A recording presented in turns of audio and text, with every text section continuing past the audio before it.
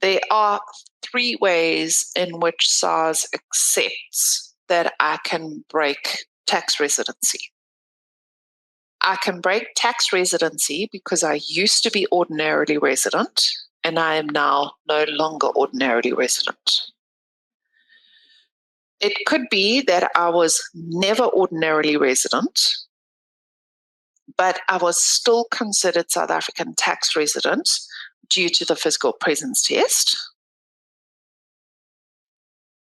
Or I'm still ordinary resident, but due to application of a double taxation agreement, I am no longer ordinarily resident.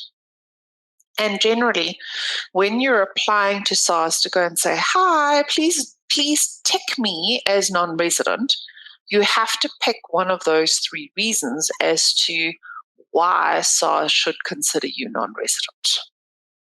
Right. Here's where we start waffling between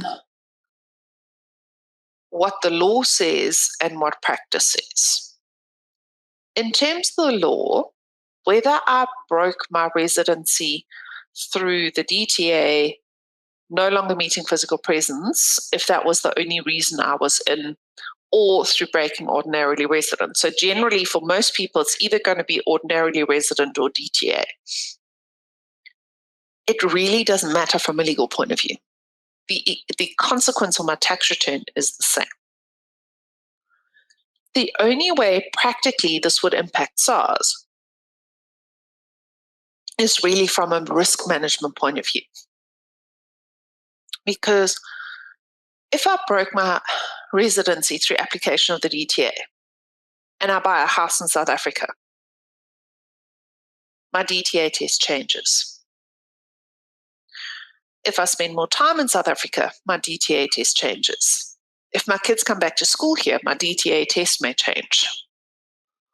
So it's more a case of how easy is it for me to become resident again? That's the risk factor here. Under law, I'm talking about under law, rather than in terms of what SARS is asking. As it stands at the moment, there is nothing in your tax return or any other requirement in terms of Government Gazette, in terms of declaration, in terms of notice, which compels me to let them know when my status changes from DTA non-resident to ordinarily non-resident. Okay. Is it possible that that may change down the line? Absolutely. Because as I say, it changes SARS's risk profile. It changes the factors under which I could become tax resident again.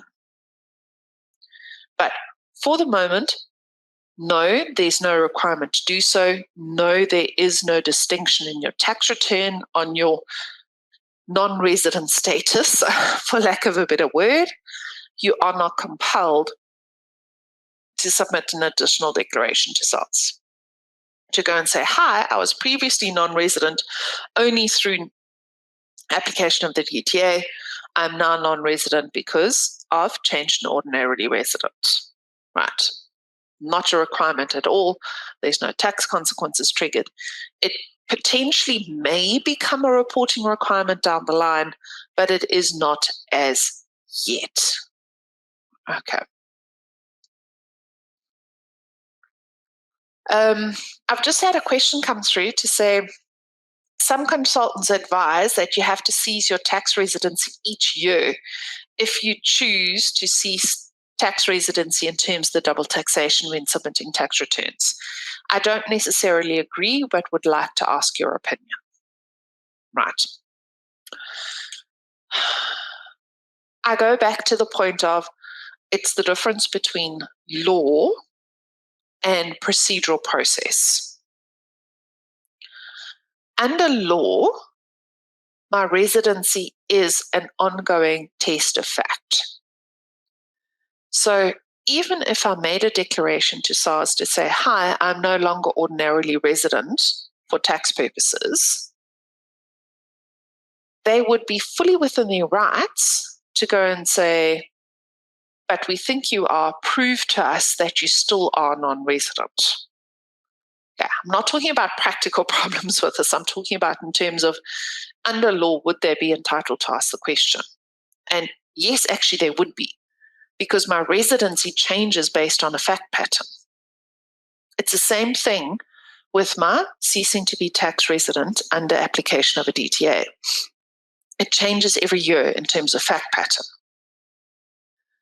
The way I would look at this is to go and say, strictly speaking, under law, I'm not required to do a fresh application every single year, but it would be prudent to keep the documentation to prove it for every single year where I'm claiming to be non-resident under application of the DTA. Not because the law compels me to do so, but I can see the scenario where, remember, onus of proof is always on the taxpayer.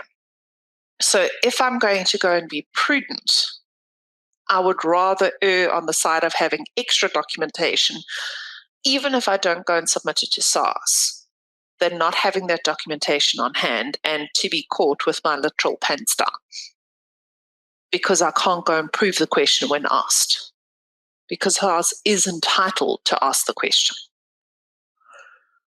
Okay. Next issue.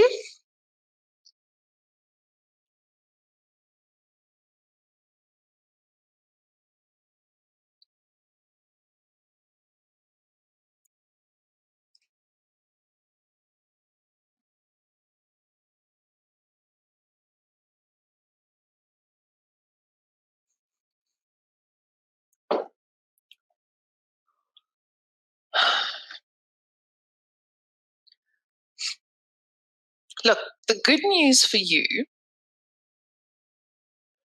is, in this instance, my requirement under the Tax Administration Act is based on a requirement to submit the return.